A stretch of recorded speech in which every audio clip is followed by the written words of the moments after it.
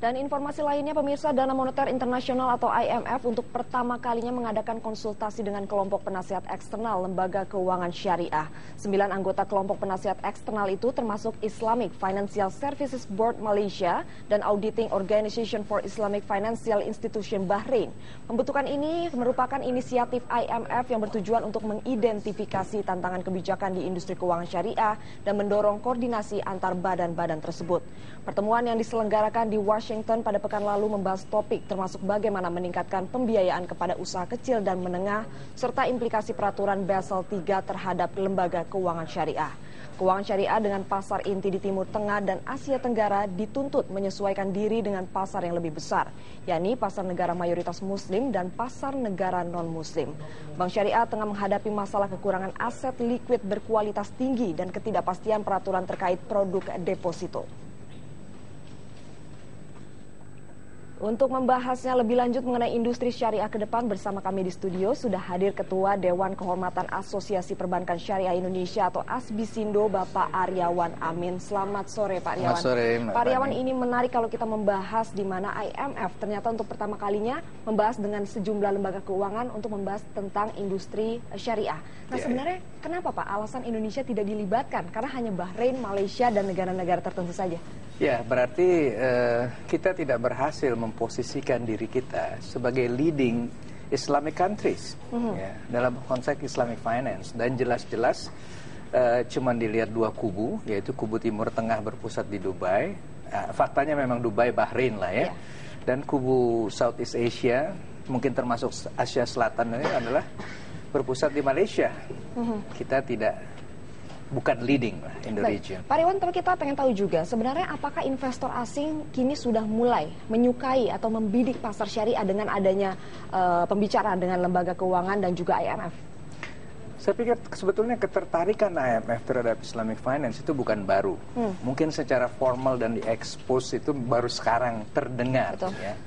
Tapi kalau Anda ngomong secara prinsip, ya, Anda buka Christine Lagarde waktu dia masih Minister of Finance of French, ya, dia pernah mengatakan bahwa we need an economic system that is based on 3 hal: reality, equity, and morality. Yeah. Yeah. Which is exactly adalah prinsip-prinsip daripada Islamic finance. So Christine Lagarde as a person, ya, sebagai sebuah institusi, banyak sekali analis-analis di sana yang sudah ahli Islamic finance selama bertahun-tahun. Saya juri tetap Royal Award of Islamic Finance Malaysia, ya, dan satu di antara 7 juri itu adalah seorang ahli Islamic Finance yang pernah menjadi direktur IMF berdasar dari Iran. Baik, dari pengalaman Pak Aryawan, kira-kira mengapa Indonesia tidak bisa menjadi hub seperti halnya negara tetangga Malaysia, paling tidak seperti itu, Pak Aryawan? Ya, pertama adalah saya melihat begini, ya, masalah koordinasi saja dan keyakinan. Ya. Malaysia sangat yakin bahwa Islamic finance itu sejalan dengan aspirasi bangsa, ya.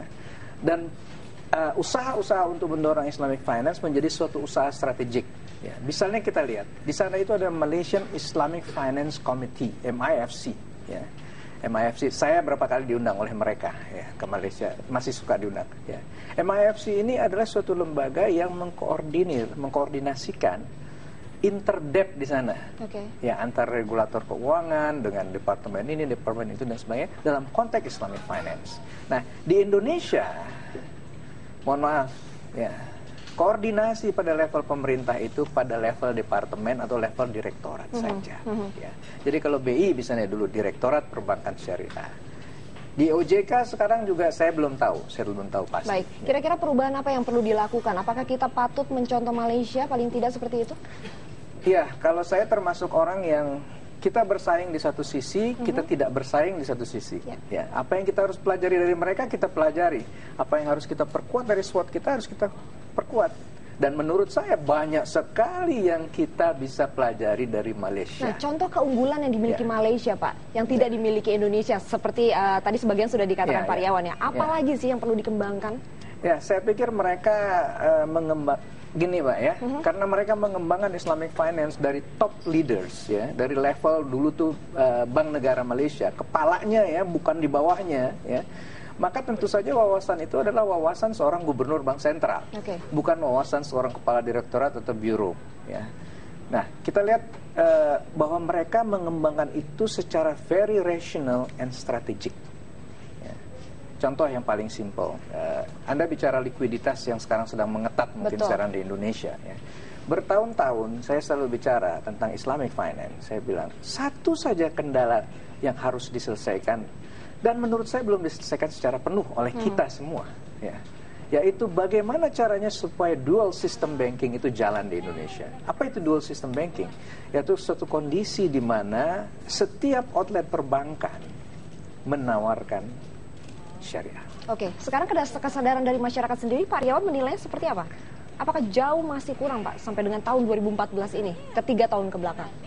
Sekarang gini, kalau masalah awareness, siapa yang tidak tahu bahwa Islamic finance ada di Indonesia? Ya. Tetapi apakah awareness tersebut berubah menjadi suatu keinginan untuk melangkah ke situ tergantung banyak hal. Ya, di antaranya adalah kemudahan menemukannya, Mbak. Ya. Kalau kita berjalan dari rumah, keluar dari rumah, dengan average statistik, kita melihat cabang di kiri, cabang bank di kanan, ke-15 baru kita ketemu satu syariah. Itu bukan suatu kemudahan. Baik. Baik, kita membicarakan mengenai pembiayaan nih Pak. Ini ada NPF Bank Syariah yang ternyata meningkat 3,8% dibandingkan dengan tahun-tahun sebelumnya. Ini 3 tahun kebelakang ini menjadi yang terburuk Pak. Kira-kira apa yang perlu diperbaiki dengan adanya masalah seperti ini? Ya, kalau NPF itu kan simple saja Mbak ya. Bahwa biasanya ya nasabah-nasabah bagus, nasabah-nasabah yang punya track record meyakinkan, itu selalu meminta kredit atau pembiayaan dengan rate yang rendah. Ya. Kalau orang yang mau membayar mahal, biasanya track recordnya tidak bagus. Nah, untuk bisa memberikan kredit dengan rate yang rendah, maka sebuah bank harus benar-benar very efficient. Ya. Nah, kita lihat lagi kembali perbankan syariah. Ya. Apakah perbankan syariah sudah efisien atau tidak? Ini masih kurang. Sudah pasti karena sekarang gini aja, kembali kepada dana tadi. Ya. Kurangnya outlet menyebabkan dana mahal. Dana mahal menyebabkan kredit harus dilempar dengan mahal. Baik, ini yang menjadi kendala.